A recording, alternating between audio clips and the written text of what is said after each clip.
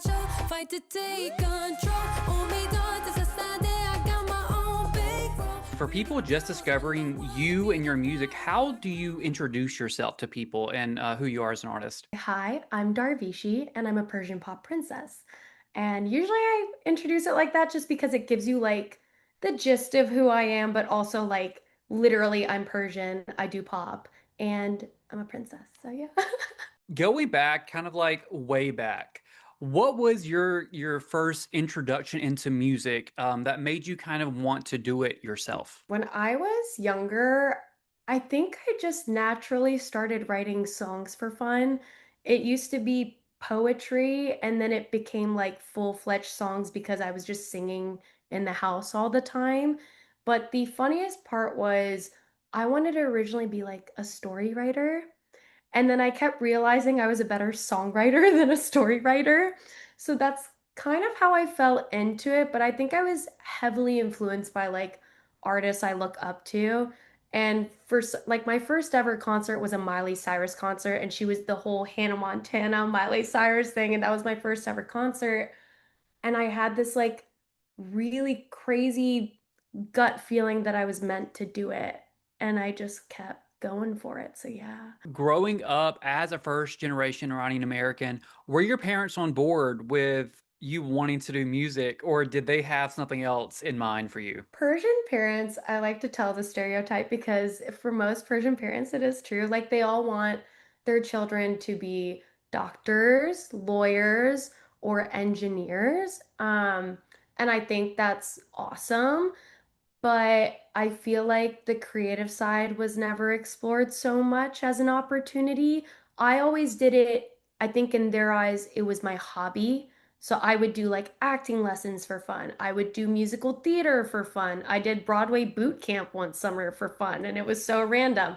But I think they just didn't know like it could be such a fun path, or even an option as a path because like how do you even get into it? So I would say my parents were always very supportive of me, but were hesitant to, full on be like, yes, you should go into music because it's not something they ever did or knew about or just had any idea how it worked. They just want stability, So I think the support really came after I went after it myself. It was after college, and I just realized it was meant for me. And I just started releasing songs independently. Like the first ever distro I had was DistroKid, and I had no idea that was an option. And my parents were so shocked. They were like, "You can do that?" I was like, "Yeah." And they were like, "Oh, then go ahead, like do it." And they were super supportive after they realized it was like a thing. Was that shocking to you to see them support that career? In the beginning, like there was still some hesitancy because they were like, how does this work? But I was shocked that the more I did it, the more supportive they became. And I was so grateful that they were because I know there are situations where people might not be as lucky with that. But I'm just really grateful that my parents were in this scenario. And it was really nice because during the pandemic, I was like, oh, how am I going to perform or anything? So at home, we'd set up like a little camera, and we would like on my phone, and I'd do like a live stream and I'd sing, and it would just be them sitting with like my now husband. And it was really funny to see, but it was so nice that they were on board. Yeah, so that was great. Okay, you mentioned the pandemic, so what year would you say was like your official start? Technically, it was 2019. I had dropped my first single, Tastes Like Summer. Oh my God, that's a throwback. And Very good I was song. still, I really thank enjoyed you. that song. Oh my God, you listened to that? Thank I you. Wow, did, that's a yeah, throwback. yeah. That was so I was still working a full-time job. I was still doing tech back then. So that was like I was working on that at night. Like music was my nighttime thing. And I was still living in New York, and it was crazy. And then the pandemic happened, and it kind of fast forwarded some things with life decisions. I was like, I don't think I'm meant to be a project manager in tech. I think I need to like do music because it's what's calling to me and it's all I do anymore in my free time. And then I ended up moving to California like mid-pandemic. So that was crazy for me, but kind of sped things up a little bit there. Where did you grow up previously? I grew up in McLean, Virginia, like Okay. right outside of DC, and I loved it. It was so much fun. Very like suburbia, like cutesy. Went to an all-girls school. It was very studies centered, like Yeah. all academia. And I just never in a million years would I have thought I could have gotten here, but it just the stars aligned and it happened, and I'm so grateful it did. I've always wanted to live in California. I something about it. I think it was the sunshine. I was like, I'm meant to be under the sun. Were there any artists that you really admired that you're like, I want to follow in their footsteps? Like this style is something that I want to do as well. I think it's changed over time, especially with who I have as favorites. Growing up, how I learned guitar was Taylor Swift songs. So she was my big idol growing up. But then I started learning more of my like who I was as a musician and trying to find, you know, maybe references more as to what I wanted to be like on stage.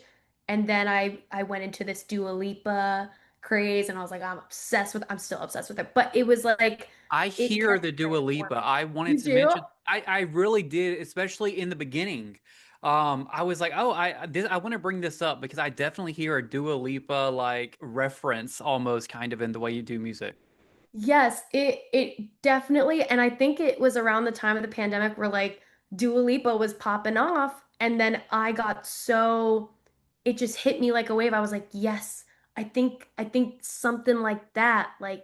I think things are clicking now, but I have to make it my own. So then it started forming, but that was a big influence for me. And then my love for K-pop also was a massive influence because they have such an amazing way of performing live and on stage and keeping your attention when they're on stage. And one of my biggest idols right now, who I'm obsessed with, is Lisa from Blackpink and also La Lisa. But I just love the way she performs. And, you know, with all these influences, you take bits and pieces and you're like, what do I want to be as an artist? And it's been really fun. My mood board for the year was really awesome and fun to make. So. Yeah, as the Persian Pop Princess, I do want to know how did your cultural background shape the music that you make? Because you have I don't know if you know like Red Velvet, the K-pop. So they have the red, they have the velvet side, and you have the Persian, and then you also have this Western side of your music, and it's kind of interchangeable. Um, and so I wanted to know like how did your background shape the music that you're making? Very much. Oh my goodness. My parents are both from northern Iran, from a city called Rasht. And growing up, my dad had been here longer, but my mom was kind of learning English as we were learning English as children. So she was playing Persian music in the car like all the time. The only English music I really listened to as a child was Bee Gees. They were obsessed with the Bee Gees, so I know all their stuff. But on the Persian side, I got this really fun thing where at the Persian parties, we'd be listening to Persian music only. So it was a lot of like Gugush or Mansoor or Andy, and I love all their songs, or Daryush.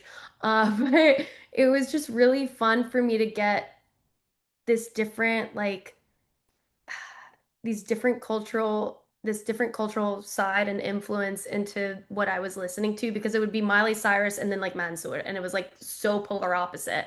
And also she'd be playing the music videos in the car, like we had like those car seats were like the little tiny TV way back when, and you put like the tape or whatever.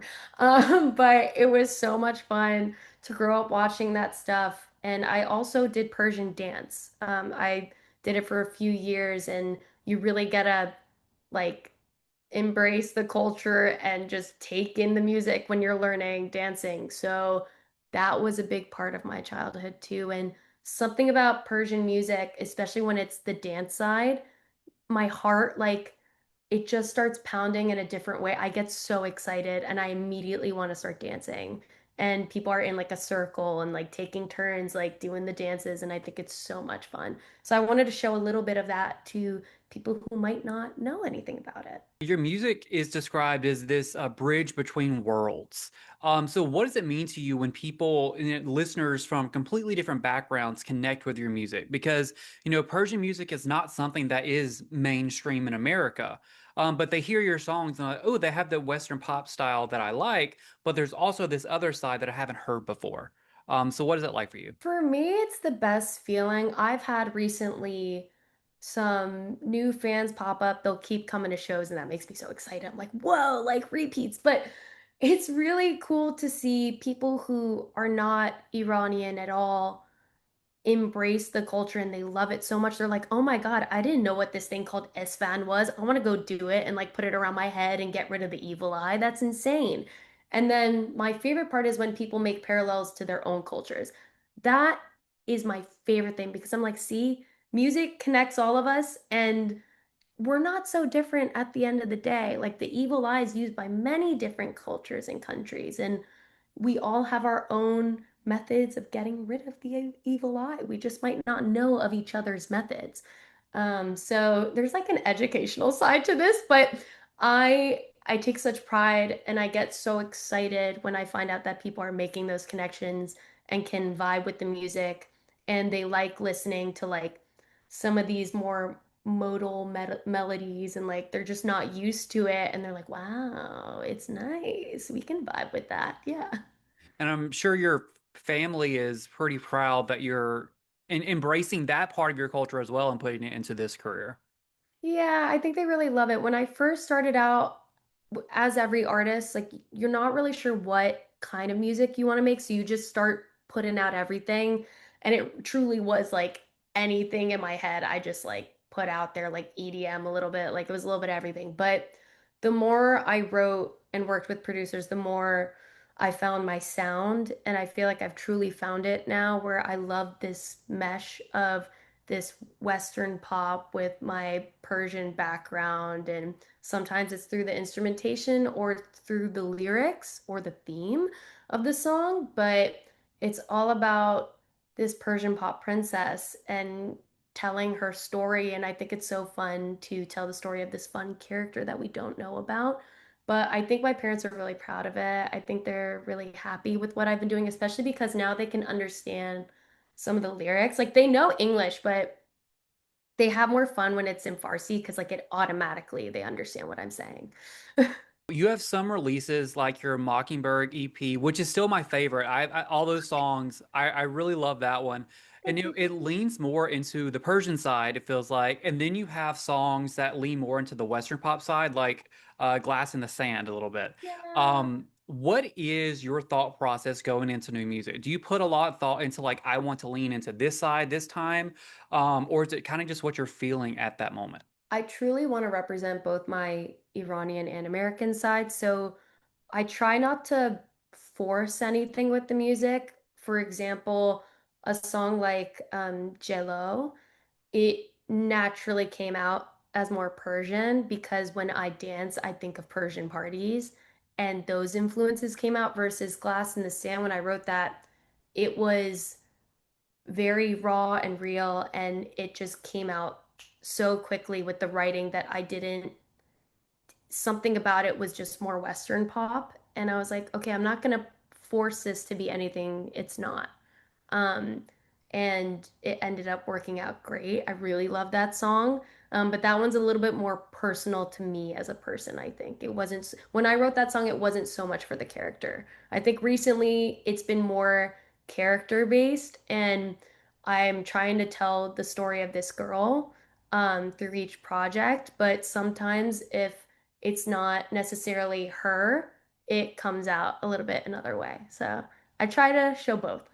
Speaking of your latest on Jello, I saw that you explained it over on Instagram, kind of the meaning behind it. But tell me about the song, the meaning behind it, the title name and everything. Yeah, so I wrote it back. The idea came about in October when I had just released the Persian Love Fantasy EP, and I kind of hit this like writer's block, and I didn't know what I wanted to do next. And I kept thinking to myself, like, oh my God, I'm in such a rut. How am I gonna like move forward?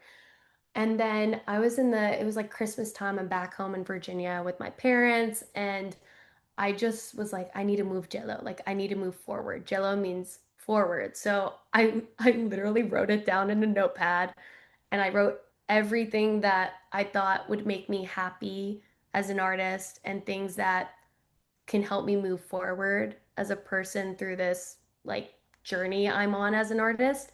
And it all became the song. So that's how Jillo was born. The message behind the song truly was it was a hype song for myself. So I treat it as a hype song for everyone. I think that it's a song about trying to push past through obstacles and make sure like at the end of the day like hey it's okay to have a little bit of writer's block or like not know what you're doing next, but if you keep moving forward you'll find out what's next. You know, I know some artists, I think you did this too once, where you had one of the songs on an EP that you've released as a single before. You added it on.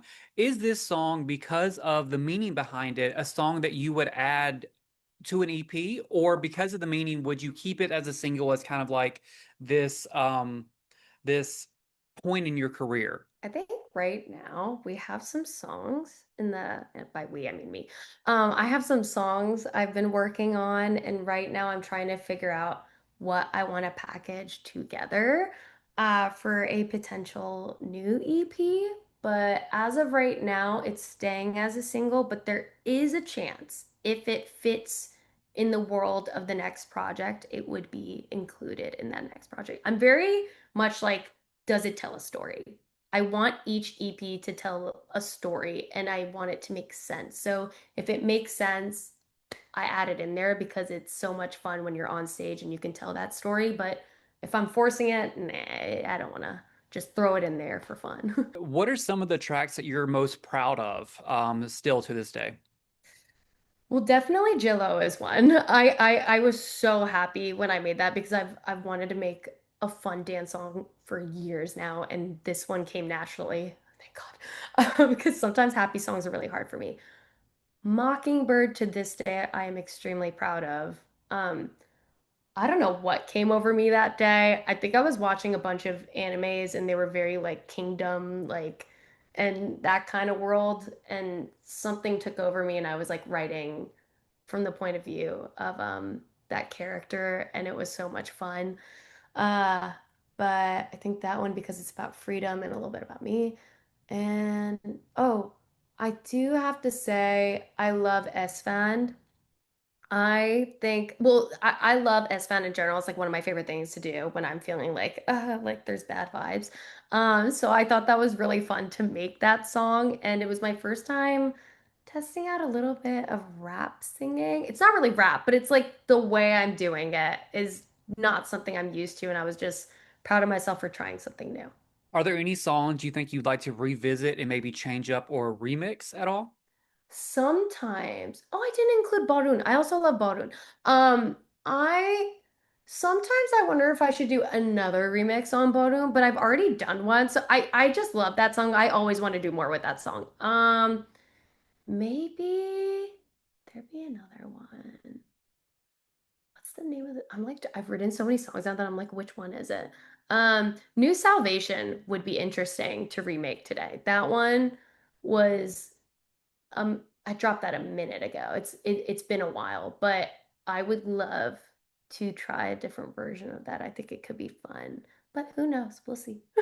Musically, what would you say is kind of like your biggest dream? Like the next thing that you want to accomplish? I really, really, really want to perform at a festival or open for someone on tour. I think those are my next goals that I really want to achieve. And if we're talking about like ultimate goal would be like SoFi Stadium. I want to perform there. But we're working. We're working on getting there. We can't just jump. You mentioned K-pop, getting into that and groups and everything like that. I wanted to know if you can make your own pop group with you as the leader, maybe four or five uh, other members. Who are those other members that you would want to see join you? Here's the thing, me being leader, whoa. Um, oh, this would be so hard. I think I would. well, one Lisa, I do love her. Lisa, Laura from Cat's Eye, uh, Olivia Rodrigo. This like none of this fits, but it's okay. Olivia Rodrigo. Are we looking for one more? One or two, One or two? Okay. maybe a 5 member group.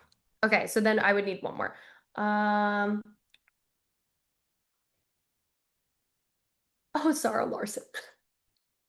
My queen. Sorry, that's the most like random lineup I've ever smashed together. I don't know how successful it would be, but I feel that's like who I would want to work with. I feel like it would be so fun to just be next to them. Mhm. So If someone was just discovering you, what are some of the songs that you would recommend for them to start with to be like, this is who you are as an artist? I think Persian Love Fantasy, Barun, Mockingbird, and Jello. I think those four.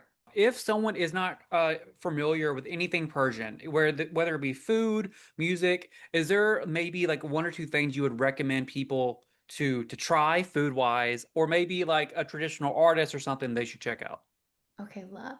I would recommend go ahead and go to the restaurant Rafi's.